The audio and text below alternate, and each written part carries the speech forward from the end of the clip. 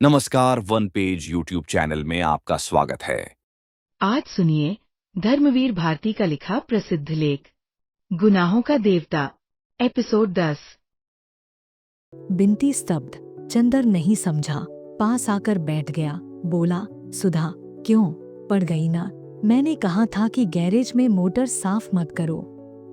परसों इतना रोई, सिर पटका, कल धूप खाई, आज पड़ रही। कैसी तबीयत है? सुधा उधर खिसक गई और अपने कपड़े समेट लिए, जैसे चंदर की छां से भी बचना चाहती है, और तेज, कड़वी और हाफती हुई आवाज में बोली, बिनती, इनसे कह दो जाए यहां से। चंदर चुप हो गया और एकटक सुधा की ओर देखने लगा, और सुधा की बात ने जैसे चंदर का मन मरोड़ दिया। कितनी गैरियत से बात कर रही है सुधा। सुधा, जो उसके अपने व्यक्तित्व से ज्यादा अपनी थी, आज किस स्वर में बोल रही है। सुधी, क्या हुआ तुम्हें? चंदर ने बहुत आहत हो, बहुत दुलार भरी आवाज में पूछा। मैं कहती हूँ जाओगे नहीं तुम? फुफकार कर सुधा बोली। कौन हो तुम मेरी बीमारी पर सहानुभूति प्रकट करने वाले, मेरी कुशल पूछने वाले? मैं बीमार हूँ, मैं मर रही हूँ, तुमसे मतलब? तुम कौन हो? मेरे भाई हो? मेरे पिता हो? कल अपने मित्र के यहाँ मेरा अपमान कराने ले गए थे। सुधा हांफने लगी। अपमान? किसने तुम्हारा अपमान किया? सुधा, पम्मी ने तो कुछ भी नहीं कहा। तुम पागल तो नहीं हो गई? चंदर ने सुधा के पैरों पर हाथ रखते हुए कहा। पागल हो नहीं गई तो हो जाऊंगी। उसने पैर हटा लिए। तुम, पम्मी, गेसू, पापा, डॉक्टर, सब लोग मिलकर मुझे पागल कर दोगे। पापा कहते हैं ब्याह करो, पम्मी कहती है मत करो, गेसू कहती है तुम प्यार करती हो, और तुम कुछ भी नहीं कहते। तुम मुझे इस नरक में बरसों से सुलगते देख रहे हो, और बजाय इसके कि तुम कुछ कहो, तुमने मुझे खुद इस भट्टी में ढकेल दिया। चंदर, मैं पागल हूँ, मैं क्या करूँ? सुधा बड़े कातर स्वर में बोली। चंदर चुप था, सिर्फ सिर झुकाए, हाथों पर माथा रखे बैठा था। सुधा थोड़ी देर हांफती रही, फिर बोली, तुम्हें क्या हक था कल पम्मी के यहाँ ले जाने का? उसने क्यों कल गीत में कहा कि मैं तुम्हें प्यार करती हूँ? सुधा बोली। चंदर ने बिनती की ओर देखा। क्यों बिनती? बिनती से मैं कुछ नहीं छिपाता। क्यों पम्मी ने कल कहा मैं तुम्हें प्यार नहीं करती? मेरा मन मुझे धोखा नहीं दे सकता। मैं तुमसे सिर्फ जाने क्या करती हूँ। फिर पम्मी ने कल ऐसी बात क्यों कही? मेरे रोम रोम में जाने कौन सा ज्वालामुखी धधक उठता है ऐसी बातें सुनकर। तुम क्यों पम्मी के यहाँ ले गए? तुम खुद गई थी सुधा, चंदर बोला। तो तुम रोक नहीं सकते थे? तुम कह देते मत जाओ तो मैं कभी जा सकती थी। तुमने क्यों नहीं रोका? तुम हाथ पकड़ लेते, तुम डांट देते। तुमने क्यों नहीं डांटा? एक ही दिन में मैं तुम्हारी गैर हो गई। गैर हूं तो फिर क्यों आए हो? जाओ यहां से, मैं कहती हूं, जाओ यहां से। दांत पीसकर सुधा बोली। सुधा, मैं तुम्हारी बोली नहीं सुनना चाहती। जाते हो कि नहीं? और सुधा ने अपने माथे पर से उठाकर आइस बैग फेंक दिया। बिनती चौंक उठी। चंदर चौंक उठा। उसने मुड़कर सुधा की ओर देखा। सुधा का चेहरा डरावना लग रहा था। उसका मन रो आया। वह उठा, क्षण भर सुधा की ओर देखता रहा और धीरे धीरे कमरे से बाहर चला गया। बरामदे के सोफे पर आकर सिर झुकाकर बैठ गया और सोचने लगा, यह सुधा को क्या हो गया? परसों शाम को वह इसी सोफे पर सोया था। सुधा बैठी पंखा झल रही थी। कल शाम को वह हंस रही थी। लगता था तूफान शांत हो गया, पर यह क्या? अंतर्द्वंद्व ने यह रूप कैसे ले लिया? और क्यों ले लिया? जब वह अपने मन को शांत रख सकता है, जब वह सभी कुछ हंसते हंसते बर्दाश्त कर सकता है, तो सुधा क्यों नहीं कर सकती? उसने आज तक अपनी सांसों से सुधा का निर्माण किया है। सुधा को तिल तिल बनाया, सजाया, संवारा है, फिर सुधा में यह कमजोरी क्यों? क्या उसने यह रास्ता अख्तियार करके भूल की? क्या सुधा भी एक साधारण सी लड़की है जिसके प्रेम और घृणा का स्तर उतना ही साधारण है? माना उसने अपने दोनों के लिए एक ऐसा रास्ता अपनाया है जो विलक्षण है, लेकिन इससे क्या? सुधा और वह दोनों ही क्या विलक्षण नहीं है? फिर सुधा क्यों बिखर रही है? लड़कियां भावना की ही बनी होती हैं? साधना उन्हें आती ही नहीं क्या? उसने सुधा का गलत मूल्यांकन किया था। क्या सुधा इस तलवार की धार पर चलने में असमर्थ साबित होगी? यह तो चंदर की हार थी। और फिर सुधा ऐसी ही रही तो चंदर? सुधा चंदर की आत्मा है, इसे अब चंदर खूब अच्छी तरह पहचान गया। तो क्या अपनी ही आत्मा को घोंट डालने की हत्या का पाप चंदर के सिर पर है? तो क्या त्याग मात्र नाम ही है? क्या पुरुष और नारी के संबंध का एक ही रास्ता है प्रणय, विवाह और तृप्ति? पवित्रता, त्याग और दूरी क्या संबंधों को, विश्वासों को जिंदा नहीं रहने दे सकते? तो फिर सुधा और पम्मी में क्या अंतर है? क्या सुधा के हृदय के इतने समीप रहकर, सुधा के व्यक्तित्व में घुल मिलकर और आज सुधा को इतने अंतर पर डालकर चंदर पाप कर रहा है? तो क्या फूल को तोड़कर अपने ही बटन होल में लगा लेना ही पुण्य है और दूसरा रास्ता गर्हित है, विनाशकारी है? क्यों उसने सुधा का व्यक्तित्व तोड़ दिया है? किसी ने उसके कंधे पर हाथ रखा, विचार श्रृंखला टूट गई। बिनती थी। क्या सोच रहे हैं आप? बिनती ने पूछा बहुत स्नेह से। कुछ नहीं। नहीं बताइएगा? हम नहीं जान सकते। बिनती के स्वर में ऐसा आग्रह, ऐसा अपनापन, ऐसी निश्चलता रहती थी कि चंदर अपने को कभी नहीं रोक पाता था, छिपा नहीं पाता था। कुछ नहीं बिनती। तुम कहती हो सुधा को इतने अंतर पर मैंने रखा तो मैं देवता हूं। सुधा कहती है मैंने अंतर पर रखा, मैंने पाप किया। जाने क्या किया है मैंने? क्या मुझे कम तकलीफ है? मेरा जीवन आजकल किस तरह घायल हो गया है मैं जानता हूं। एक पल मुझे आराम नहीं मिलता।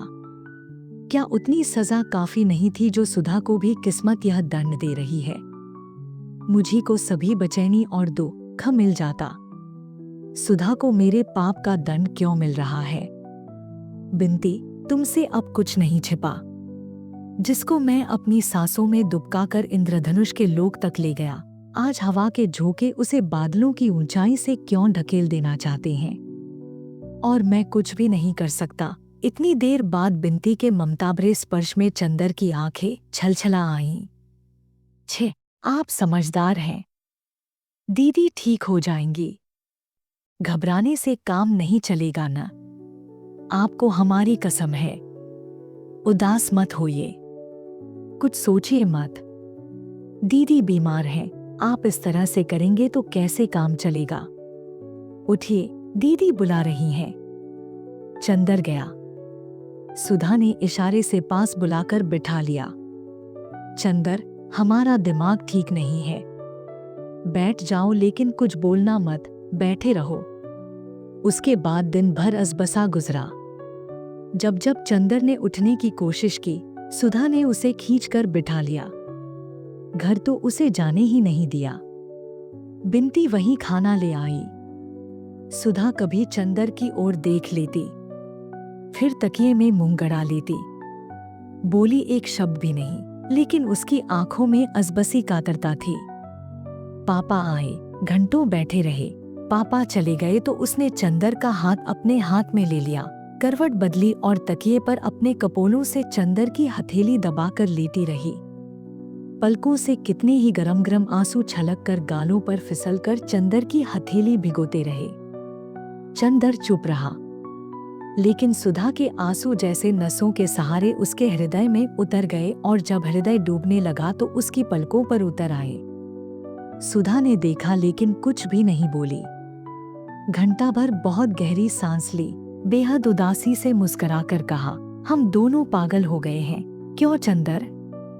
अच्छा, अब शाम हो गई, जरा लॉन पर चले।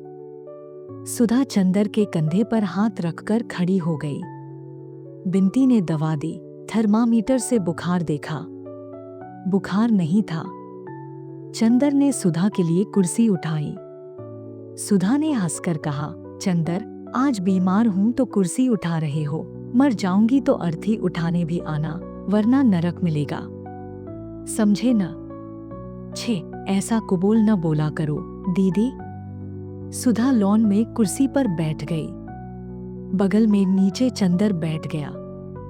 सुधा ने चंदर का सिर अपनी कुर्सी में टिका लिया और अपनी उंगलियों से चंदर के सूखे होठों को छूते हुए कहा, चंदर, आज मैंने तुम्हें बहुत दुखी किया, क्यों? लेकिन जाने क्यों दुखी न करती तो आज मुझे वह ताकत न मिलती जो मिल गई।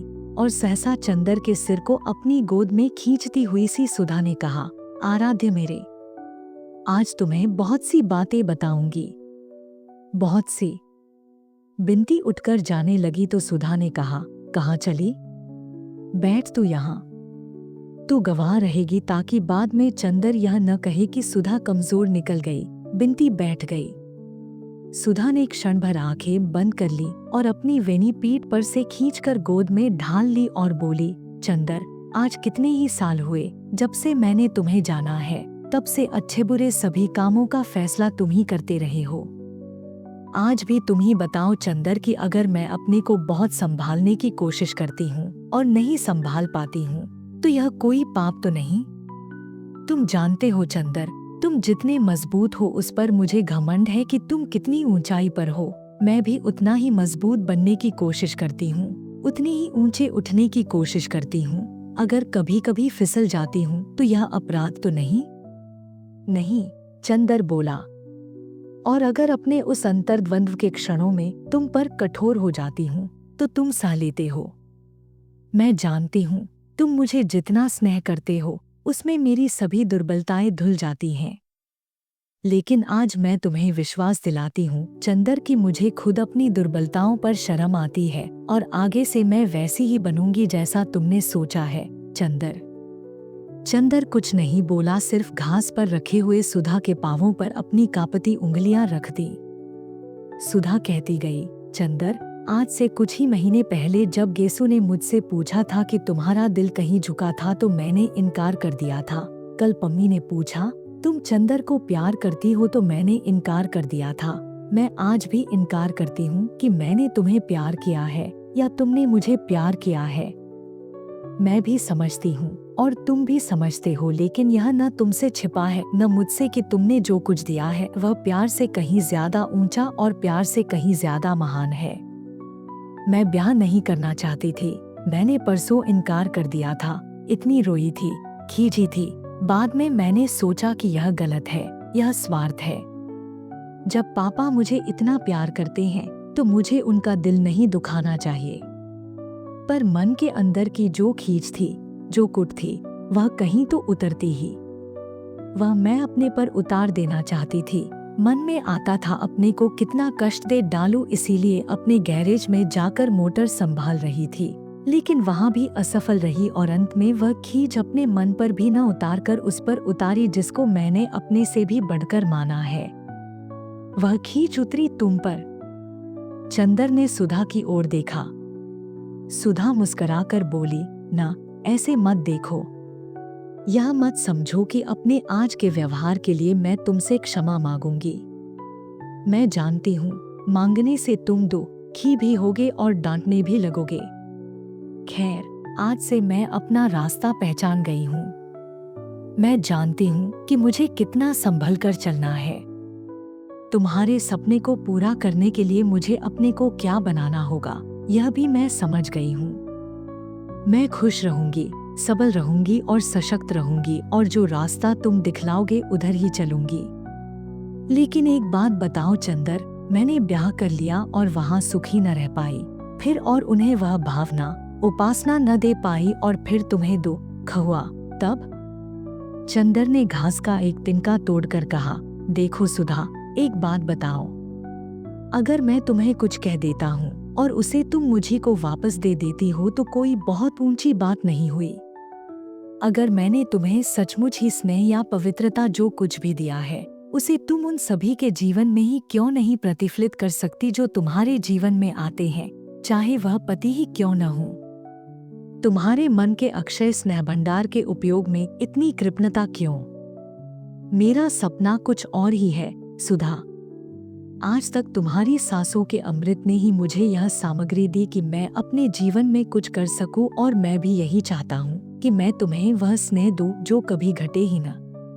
जितना बांटो उतना बढ़े, और इतना मुझे विश्वास है कि तुम यदि स्नेह की एक बूंद दो तो मनुष्य क्या से क्या हो सकता है। अगर वही स्नेह रहेगा तो तुम्हारे पति को कभी कोई असंतोष क्या हो सकता है। और फिर कैलाश तो इतना अच्छा लड़का है और उसका जीवन इतना ऊंचा कि तुम उसकी जिंदगी में ऐसी लगोगी जैसे अंगूठी में हीरा। और जहां तक तुम्हारा अपना सवाल है, मैं तुमसे भीख मांगता हूँ कि अपना सब कुछ खोकर भी अगर मुझे कोई संतोष रहेगा तो यह देखकर कि मेरी सुधा अपने जीवन में कितनी ऊंची है। मैं तुमसे इस विश्वास की भीख मांगता हूँ। मुझसे बड़े हो चंदर, ऐसी बात नहीं कहते, लेकिन एक बात है, मैं जानती हूँ कि मैं चंद्रमा हूँ, सूर्य की किरणों से ही जिसमें चमक आती है। तुमने जैसे आज तक मुझे संवारा है, आगे भी तुम अपनी रोशनी अगर मेरी आत्मा में भरते गए तो मैं अपना भविष्य भी नहीं पहचान सकूंगी। समझे? समझा, पगली कहीं की। थोड़ी देर चंदर चुप बैठा रहा, फिर सुधा के पांवों से सिर टिकाकर बोला, परेशान कर डाला 3 रोज से। सूरत तो देखो कैसी निकल आई है, और बैसाखी को कुल 4 रोज रह गए। अब मत दिमाग बिगाड़ना, वे लोग आते ही होंगे। बिनती, दवा ले आ। बिनती उठकर गई तो सुधा बोली, हटो, अब हम घास पर बैठेंगे। और घास पर बैठकर वह बोली, लेकिन एक बात है, आज से लेकर ब्याह तक तुम हर अवसर पर हमारे सामने रहना। जो कहोगे वह हम करते जाएंगे।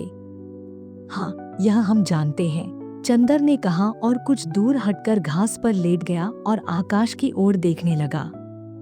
शाम हो गई थी और दिन भर की उड़ी हुई धूल अब बहुत कुछ बैठ गई थी। आकाश के बादल ठहरे हुए थे और उन पर अरुणाई झलक रही थी। एक दुरंगी पतंग बहुत ऊंचे पर उड़ रही थी। चंदर का मन भारी था। हालांकि जो तूफान परसों उठा था वह खत्म हो गया था, लेकिन चंदर का मन अभी मरामरा हुआ सा था। वह चुपचाप लेटा रहा। बिनती दवा और पानी ले आई। दवा पीकर सुधा बोली, क्यों चुप क्यों हो चंदर? कोई बात नहीं। फिर बोलते क्यों नहीं? देखा बिनती, अभी अभी क्या कह रहे थे और अब देखो इन्हें। सुधा बोली, हम अभी बताते हैं इन्हें। बिनती बोली और गिलास में थोड़ा सा पानी लेकर चंदर के ऊपर फेंक दिया। चंदर चौंक कर उठ बैठा और बिगड़कर बोला, यह क्या बदतमीजी है? अपनी दीदी को यह सब दुलार दिखाया करो। तो क्यों पड़े थे ऐसे? बात करेंगे ऋषि मुनियों जैसे और उदास रहेंगे बच्चों की तरह। वाह रे चंदर बाबू, बिनती ने हंसकर कहा। दीदी, ठीक किया न मैंने? बिल्कुल ठीक, ऐसे ही इनका दिमाग ठीक होगा। इतने में डॉक्टर शुक्ला आए और कुर्सी पर बैठ गए। सुधा के माथे पर हाथ रखकर देखा, अब तो तू ठीक है? हाँ पापा। बिनती, कल तुम्हारी माताजी आ रही हैं। अब बैसाखी की तैयारी करनी है। सुधा के जेठ आ रहे हैं और सास। सुधा चुपचाप उठकर चली गई। चंदर, बिनती और डॉक्टर साहब बैठे उस दिन का बहुत सा कार्यक्रम बनाते रहे। चंदर को सबसे बड़ा संतोष था कि सुधा ठीक हो गई थी। बैसाख पूनों के एक दिन पहले ही से बिनती ने घर को इतना साफ कर डाला था कि घर चमक उठा था। यह बात तो दूसरी है कि स्टडी रूम की सफाई में बिनती ने चंदर के बहुत से कागज बुहार कर फेंक दिए थे और आंगन धोते वक्त उसने चंदर के कपड़ों को छींटों से तर कर दिया था। उसके बदले में चंदर ने बिनती को डांटा था और सुधा देख देख कर हंस रही थी और कह रही थी, तुम क्यों चिढ़ रहे हो? तुम्हें देखने थोड़े ही आ रही हैं हमारी सास। बैसाखी पूनों की सुबह डॉक्टर साहब और बुआजी गाड़ी लेकर उनको लिवा लाने गए थे। चंदर बाहर बरामदे में बैठा अखबार पढ़ रहा था और सुधा अंदर कमरे में बैठी थी। अब 2 दिन उसे बहुत दबड़ंक कर रहना होगा। वह बाहर नहीं घूम सकती थी। क्योंकि जाने कैसे और कब उसकी सास आ जाए और देख ले। बुआ उसे समझा गई थी और उसने एक गंभीर आज्ञाकारी लड़की की तरह मान लिया था और अपने कमरे में चुपचाप बैठी थी। बिनती कड़ी के लिए बेसन फेंट रही थी और महाराजन ने रसोई में दूध चढ़ा रखा था। सुधा चुपके से आई, किवाड़ की आड़ से देखा कि पापा और बुआ की मोटर आ तो नहीं रही है। जब देखा कि कोई नहीं है तो आकर चुप्पे से खड़ी हो गई और पीछे से चंदर के हाथ से अखबार ले लिया। चंदर ने पीछे देखा तो सुधा एक बच्चे की तरह मुस्कुरा दी और बोली, क्यों चंदर, हम ठीक हैं ना? ऐसी ही रहें ना? देखा तुम्हारा कहना मानते हैं न हम? हाँ सुधी, तभी तो हम तुमको इतना दुलार करते हैं। लेकिन चंदर, एक बार आज रो लेने दो, फिर उनके सामने नहीं रो सकेंगे। और सुधा का गला रुंध गया और आँख छलछला आई। छः सुधा, चंदर ने कहा। अच्छा, नहीं नहीं। और झटके से सुधा ने आंसू पोंछ लिए। इतने में गेट पर किसी कार का भूंपू सुनाई पड़ा और सुधा भागी। अरे, यह तो पम्मी की कार है, चंदर बोला। सुधा रुक गई। पम्मी ने पोर्टिको में आकर कार रोकी। हेलो मेरे जुड़वा मित्र, क्या हाल है तुम लोगों का? और हाथ मिलाकर बेतकल्लुफी से कुर्सी खींचकर बैठ गई। इन्हें अंदर ले चलो, चंदर, वरना अभी वे लोग आते होंगे, सुधा बोली। नहीं, मुझे बहुत जल्दी है। आज शाम को बाहर जा रही हूँ। बर्टी अब मसूरी चला गया है, वहां से उसने मुझे भी बुलाया है। उसके हाथ में कहीं शिकार में चोट लग गई है। मैं तो आज जा रही हूँ। सुधा बोली, हमें ले चलिएगा? चलिए। कपूर, तुम भी चलो, जुलाई में लौट आना, पम्मी ने कहा। जब अगले साल हम लोगों की मित्रता की वर्षगांठ होगी तो मैं चलूंगा, चंदर ने कहा। अच्छा, विदा, पम्मी बोली। चंदर और सुधा ने हाथ जोड़े तो पम्मी ने आगे बढ़कर सुधा का मुंह हथेलियों में उठाकर उसकी पलकें चूम ली और बोली, मुझे तुम्हारी पलकें बहुत अच्छी लगती हैं। अरे, इनमें आंसुओं का स्वाद है, अभी रोई थी क्या? सुधा झेंप गई। चंदर के कंधे पर हाथ रखकर पम्मी ने कहा, कपूर, तुम खत जरूर लिखते रहना। चलती तो बड़ा अच्छा रहता। अच्छा, आप दोनों मित्रों का समय अच्छी तरह बीते। और पम्मी चल दी। आगे की कहानी सुनने के लिए चैनल को सब्सक्राइब करें और बेल आइकॉन को ऑल पर सेट कर लें। हम जल्द लौटेंगे। धन्यवाद।